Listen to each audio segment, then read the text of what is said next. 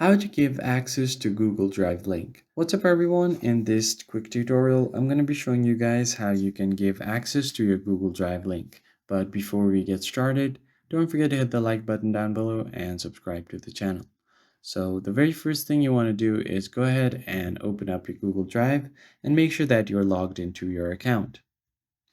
Now, once you have opened up your Google Drive, you just want to locate the folder or the file that you want to give access to.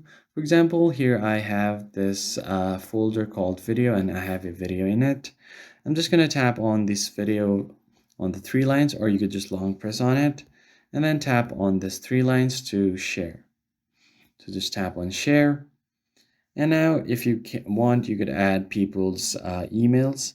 But what I'm going to do is manage the access. So let's tap on manage access.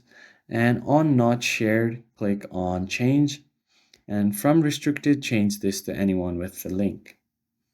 So once your restriction has been changed, copy the link and then paste it to whoever you want to send this to. And now you can just simply share the link of your drive, and anyone with the link will be able to view your file on Google Drive. I hope you found this tutorial helpful.